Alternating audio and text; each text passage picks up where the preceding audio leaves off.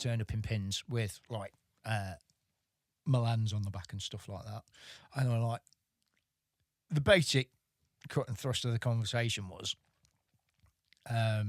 our boss says you guys aren't supposed to be here, you're supposed to be over there. So we've got to get you from here to over there. And obviously the quickest way to do it is hang off, just sling a load of bodies into the back of these wagons. Well, all right, fair enough. The thing that somebody had forgot to mention was that the road was mined. Oh, no. Yeah. Okay. So surface laid. Right. But still, and it was like, well, where are the engineers to come clear the mines? Well, we ain't got time for that. So the way that the threat was mitigated was, you remember the old 12 by 12 tents, the big massive poles? Yeah. They had a load of them gaffer taped together with some wire on the front made into a scoop. All right. And there was a dude sat right in the passenger seat with the windscreen down, pushing to the side of the road. So they dropped us off, and like they were doing shuttle runs with these guys, and my troop was one of the first there, and we got told we're going to be here for an hour before we move off. So right, okay, I'm having a cup of tea. So I was sat on my helmet, and I was wearing a para helmet at the time because I couldn't be bothered with the weight of a normal helmet, and obviously para helmet, all the ballistic protection of the paper bag. Making a cup of coffee on my stove, and we've got blokes just watching the arcs, and then this thing came over us like a flare, and everyone was like, that was weird. And then another one came across. What the fuck's that? And then another one come over and hit a pylon about 40 metres away and exploded. And then it just sank. It just sank in. Oh shit, they're RPGs. Oh shit. And as it sinks in that they're RPGs, all you hear is crack, crack, crack, crack, crack, crack, crack, as like rounds are going past us. So obviously I stopped making a cup of coffee and we just started lining blokes out and just, ended up in a, we're in contact for probably 20 minutes, half an hour. And then we had a load of civilians start running across the area where we were, putting a lot of ordnance downrange. So then we had to obviously stop shooting. So in that 4 weeks, we lost half the class. So we were down to 60 people. And that was an interesting experience because I'd never been exposed to anything like that. The attrition, the human attrition. It must have been what it was like for people like hitting the beaches in World War II with all their buddies that they trained with. On day 3, you're looking around and half of them are gone. You have no idea what happened to them. You don't know where they, you have no clue. And that's what it was like. Every single day, my room emptied out. There was 4 people to a room. Every day it emptied out. Every week they'd reorder the rooms and everything. You get some new room buddies, and then another week would go by and it'd empty out. And you start getting this weird feeling like, why am I still here? Why am I surviving? Where are these people going? Because they don't let you talk to them. Right. If they quit or they're injured, they were actually taken to another Navy base to get away from the environment. And so they can kind of rebuild their self-esteem and get ready for whatever the Navy was going to have them do in the future. So that was really a weird thing for a guy my age to see that. The other thing I realized is that when things get difficult, things go sideways in life, there are people that suck it up and smile, and there are people that get buried by the event and get depressed and turn to despair. And you can physically see the difference. You can see it in their eyes. You can see it in their posture.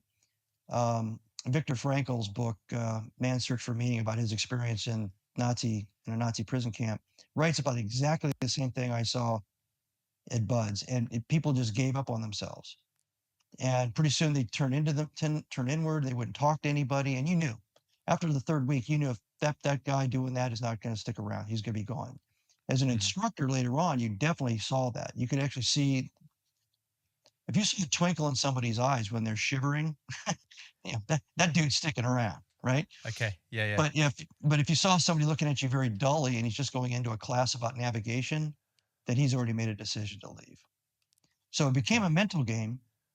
I don't think I appreciated it until I was an instructor, but the struggle was all between your ears. It was all not about how tough you were physically or how good you were physically or how athletic you were physically or even how you could endure, environmental challenges. It was, what did you do with all that psychologically, intellectually?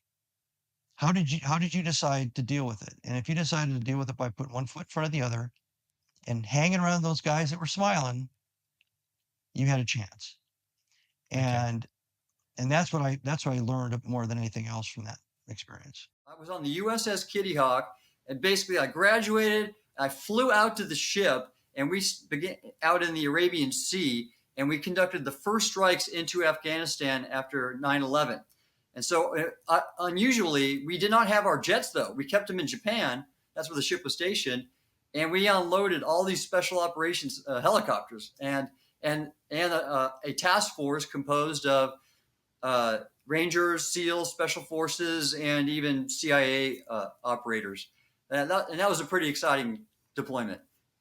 It sounds it. It sounds it. And what kind of role was you within that for the deployments of those special forces? So same thing. I was driving the ship, and at the same time, I was in charge of the meteorologists that were supporting the ship, as well as the helicopters and the operators. And they had to do these long refueling missions from the Arabian Sea into Afghanistan, flying over, I believe, Pakistan. And so weather was a big deal. That long route there with refueling, and so bad weather could just really make things go south quick. And so we were briefing those operators nonstop, and they were taking it all in because they really depended on knowing the environment to stay safe.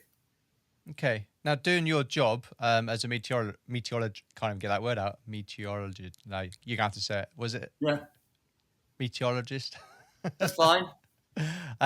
What kind of equipment do you have on these ships? Does it vary, or is it pretty much similar across all these different ships? Right. Well, it's what a lot of modern meteorologists use today, and we had satellite receivers so we could see imagery.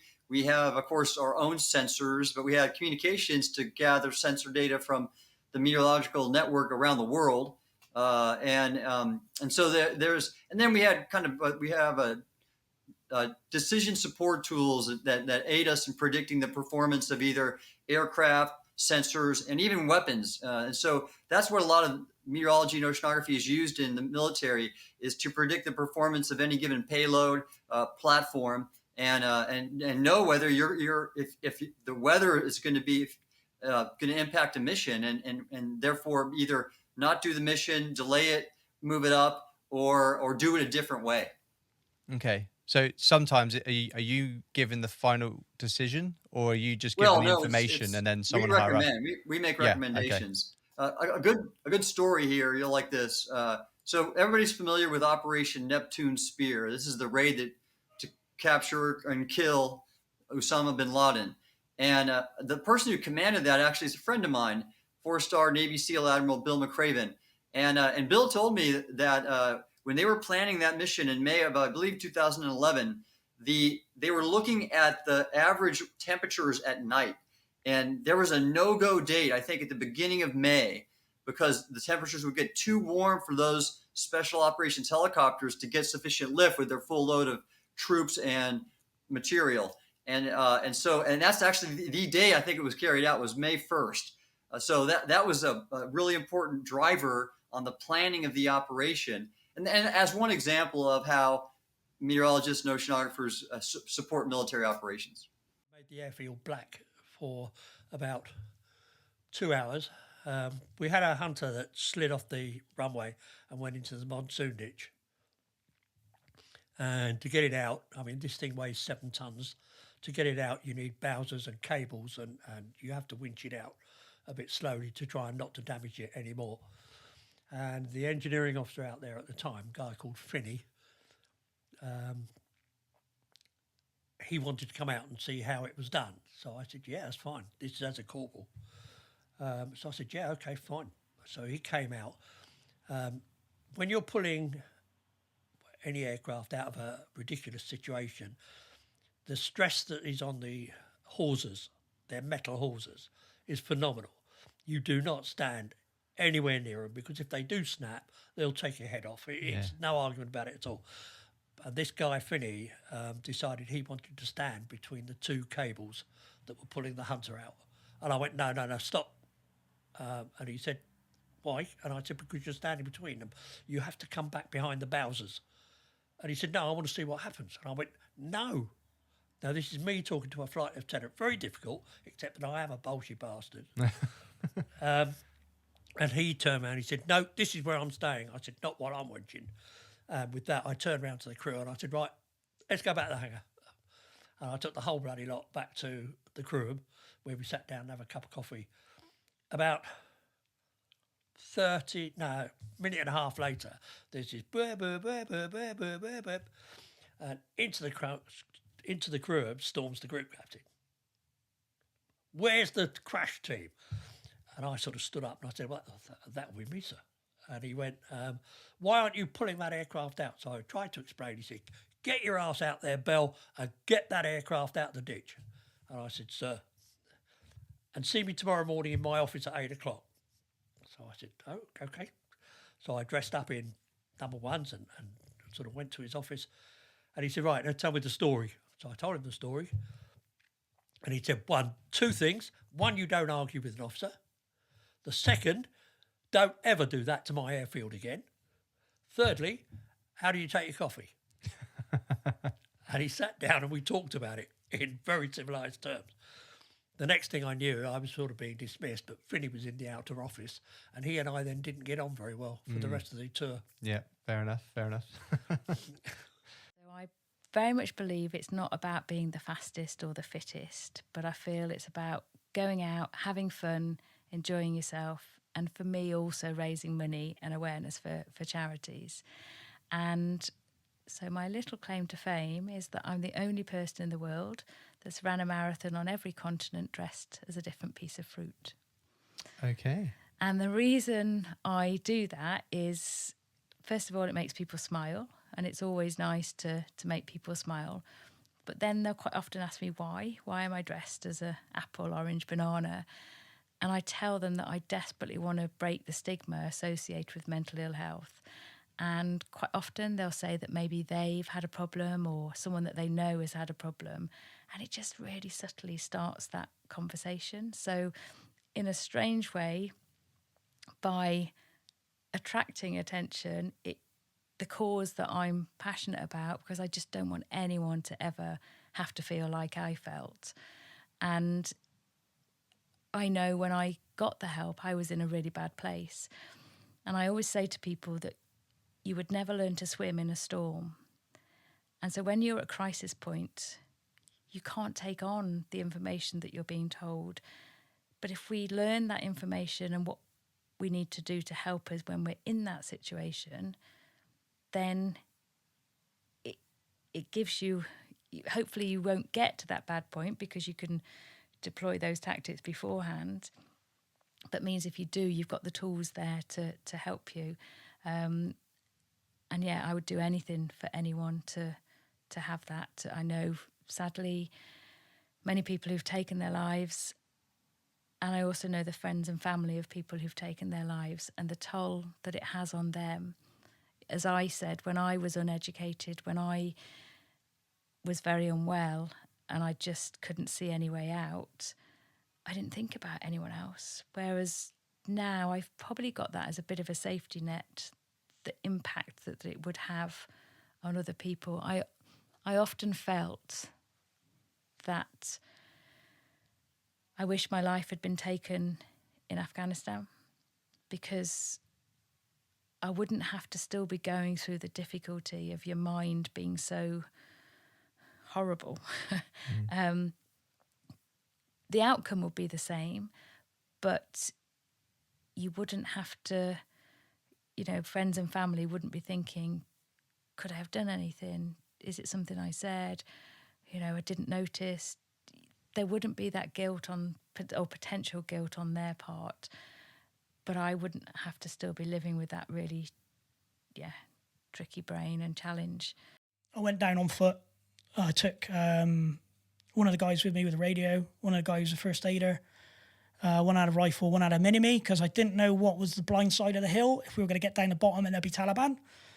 So I wanted a mini-me there for a bit of firepower. So there's 3 of us going down in sort of tactical bounds. I was going forward with the mini-me, or they were going, I can't remember which the order was, but I was at the front because I was just going to take the shot and then come back up. And it was just like 600 metres down the wadi and then up again on the other side. And we thought it was safe. There was a goat herder going up and down there daily. There was no indication, really. No combat indicators. It was a minefield. Yeah, so I just went to the bottom. And I just jumped over a shallow wadi. Normally jumping across a gap like that, if you were on exercise in Brecon or something like that, you always try and land feet and knees together like a good paratrooper, you know, to cushion the landing because you've got kit on and stuff, you know, so you don't damage your legs. But I got lazy. Luckily, I just jumped over with 1 foot. And then, yeah, that was it. I just felt like I'd slipped. A bit of a spring, a bit of a slip, and I felt me lose my rifle. So I landed on my ass. Didn't hear an explosion or anything. I just thought, oh, my rifle's gone. My rifle. So I reached back to try and grab my rifle because I could see it was just up behind me. And I was trying to grab the butt of the rifle and my finger was hanging off. And there was blood on the butt of the rifle. And I was like, that's wrong. And then I saw my fingers hanging off. I looked at that. And that's when I looked down and then I saw the mess. And then I just started screaming. On your leg? Yeah. It was. I didn't know what exactly, but this leg was off at an angle, a bloody stump. Like, you know, like the cartoons where Elmer Fudd's hunting Bugs Bunny. Yeah. He gets Bugs Bunny, he's going to take a shot with his shotgun. Bugs Bunny puts his finger in the end, and the end just splays out like that. Yeah. That was like that. That was like my leg, okay. Basically. And a broken femur, so it was coming up at a weird angle. Because I stood on a cluster of mines. It wasn't just one. Oh, really? There was like eddies and swirls where... Because the mines migrate every year with each rainy season, these mines had all washed down into the centre of this wadi, and that's the wadi that I hopped over. And so I hopped over like an eddy of a swirl where there was a few mines, and they all went off. But luckily, because they're so old and they're crap munitions, they didn't fragment properly, so they're just mostly solid slugs of bits of metal. They wouldn't fragment as well. Okay. So, yeah, I took a lot of damage to the left leg as well. Right, but it was your right leg. It was the right leg that was all flayed and, yeah. Okay. And then you had your team that was with you. Yeah, pretty much. Jarhead was straight there, treating me as a medic. Come straight over, across an open minefield, just thinking of my safety. You know, started treating me immediately, and put the tourniquet above the break in the femur, which technically on paper you do, but it absolutely killed me. And I was like, no, that's got to go down. So we put it down above where the flayed end was, and that was much better. Now I don't know if they were 2-2 or 2-1. I don't know, but they were the ones that would take us through how to build a hide, what you need to do in regards to, you know, like the use of chicken wire. But we'd have a thing called like a toucan lens. A toucan lens is, I'd say, probably about that big. Is that metre and a half? Roughly about a metre, I'd say roughly. But it was like that wide. And you could attach a camera to that. And it could be on a small like tripod and attach a monitor to it. And you could see a front door from a mile away like it was in front of you. You know, this is how good it was. But you'd have to teach you to use different techniques on the radio communications. So go Bravo 1, maybe the person. Alpha 1 could be the house. Charlie 1 could be a car. But that also can get confusing if you've got 3 people in the house. So you've got Bravo 1, 2 and 3, and you might have 2 cars. So it's Charlie 1, Charlie 2. So that could get quite confusing. But it's just to shorten the messages on the radio. So, we had to make our own ghillie suits and dig them in the ground and go out log runs, across a shingle and all that sort of stuff. So, yeah, it was to get your fitness level up. It was a pass or fail course as well. So, yeah, and then obviously when you get back, you wore civvies a lot of the time, different weapons. Obviously, when you're on the course, you get changed to have a HK in the footwell and a pistol, and just drive along in a car that's got no windscreen in, and then target will come up as though somebody's shooting, and then you have to get out the car, and the two of you, and pepper pot, and obviously the pistol is your secondary backup. So if you get stoppage, pull it out and crack on with that, and then back out of the area. You know, it's a very, very excellent course, brilliant course. You know, and then they give you scenarios later on in a classroom-based environment where they told us one where there was a team of 4. They'd set up a hide, and for whatever reason, they had been compromised, and they got basically shot up. All loads of rounds just fired straight at that thing. And the thing is, when you're in there, you can be up to 30 days in that hide. The ops room would know exactly what you're looking at because you would have sent them either by a dead or a live letterbox, the stills. People always talk about the hills. That's because more people fail the hills than they've come off on the jungle. Oh, okay. Generally, if you go to the jungle, there's a high percentage you're going to pass through the jungle. I mean, roughly, when I was on there, 200 people would apply for selection, and we probably passed 10 to 15 out of those on the numbers. hills. Out of the whole thing. Of the whole really. thing, right. But the hills phase, you tend to get rid of a high percentage of people. A lot of people are going on there, they're dreamers, they haven't trained properly, or, I mean, I remember years ago, there was people who go on selection just to get time off work. Bloody hell. Yeah, it's mental. Well, because all they do is they'd have 6 weeks off because their units would let them, certainly like engineer units and signals units or whatever, or RLC. They give them 6 weeks off training, they go and train for 6 weeks, mince around the hills, and then they go on selection, come off on the 8-miler. You know, 8-miler, it's like a standard British Army test. It is, yeah. Anyway, so you do the hills phase. The hills phase is very much about making sure you're fit enough, making sure you can navigate, making sure you can administrate yourself. Then you go to the jungle, and that's the difference. That's where real selection is. Okay. The jungle. That's where, because at any point you can come off, you can voluntarily withdraw, and this is where, you know, you're being tested to see what you're really like. It's an exercise at the end of the day. You wouldn't jack on an exercise in your own unit, so why would you jack there? Mm-hmm. Yeah, I loved it. The jungle, I really enjoyed the jungle. It's actually, once you get used to it, it's actually a really enjoyable place to soldier. It's hard, but actually it's quite an enjoyable environment. It's tough, but it's really enjoyable. Had you been to the jungle before? Never been to the jungle? No, but you know, you're the basics you're being asked to do is no different to what you do in the Brecon Beacons. Mm-hmm. The difference is the fact that it's just a bit hotter and you've got to administrate yourself better. Yeah. But really, if you can do your basic soldiering, that's all that's being asked of you. Selection, I've mentioned this before, is selection doesn't teach you how to soldier. It assumes you were the best soldier before you went on the selection. So this is where people come unstuck, that just because you pass selection in the regiment doesn't mean you're an awesome soldier. It just means you did exactly what you were told through that period of time.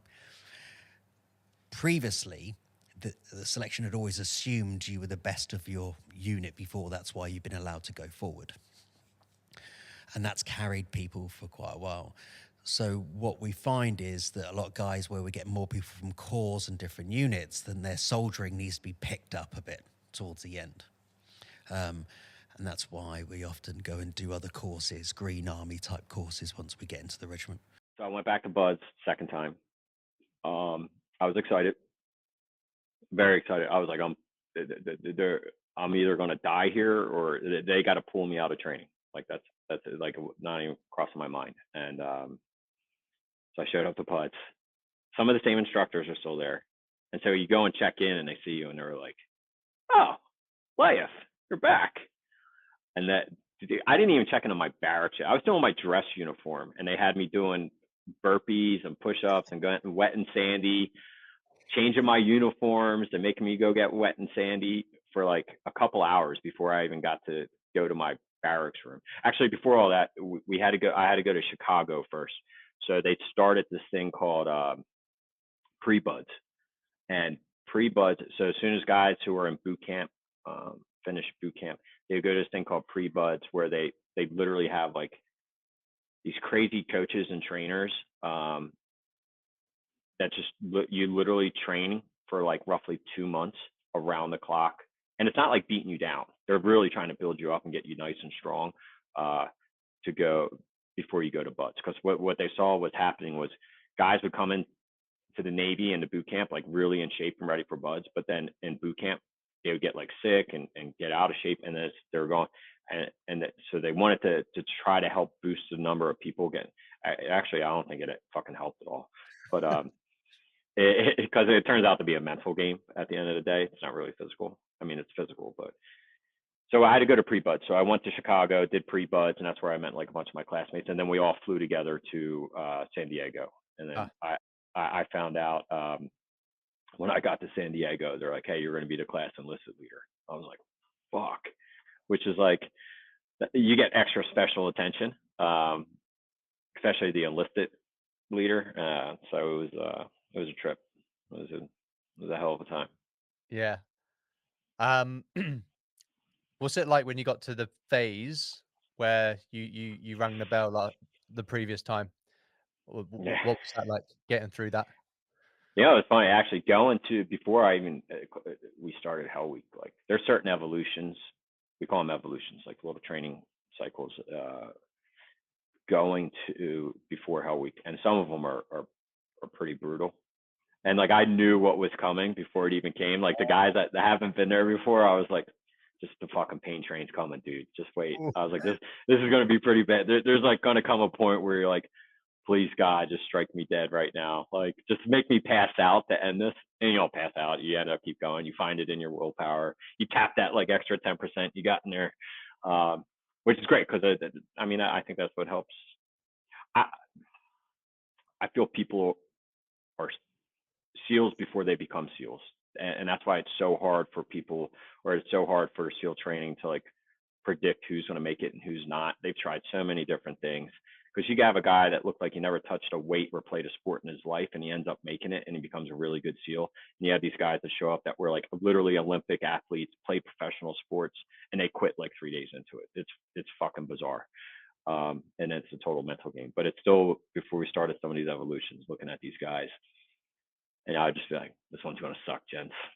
Just letting you know. Whatever, we got through it, and then we started Hell Week. Obviously you're nervous before you start something like that. You're also excited, and you hang out in like a room.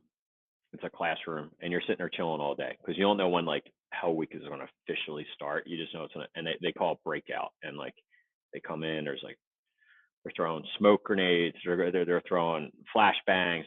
There's all this noise. They're shooting blanks all over the place. There's smoke everywhere. Whistles. They're spraying you with hoses, and it's just pure chaos when they start Hell Week. But we're really about to jump out. We're almost there.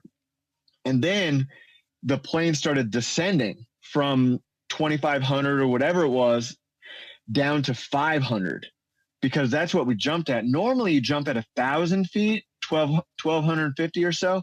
But because it was considered a attack operation, we went down to 500. And so as we were descending, all of the weight from our rucks was lifted off of our shoulders, off our backs. And I remember everybody just stretching and being like, oh, you know, that sigh of relief for those few moments until we hit flat again.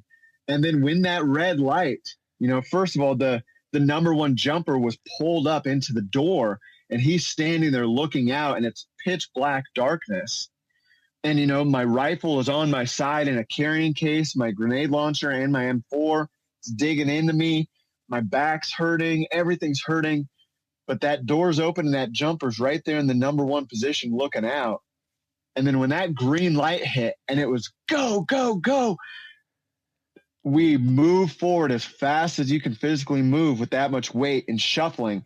And then boom, turned out and tried to jump, because you're taught to jump as far as you can, but I couldn't. And so I basically just fell out of the plane. And it's dark all around, you know, pitch black. And my first thought was, nobody's shooting. I haven't seen any tracers. I haven't heard any tracers.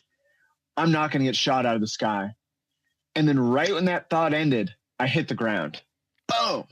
Wow. And then the next thought was, holy cow, this is so muddy. We had been told that it was raining there, but maybe my memory isn't correct because I was such a young private. I mean, I was a private, not even first class at the time, that when we hit, there was mud that was up to our knees or deeper. And so it was, okay, I'm on the ground. There's nobody shooting. I got to engage my night vision goggles, get my rifle in operation, and then somehow stand up and walk toward the assembly area. But all around me, because I could see with my night vision goggles, I saw the landing strip and I saw a truck on the landing strip.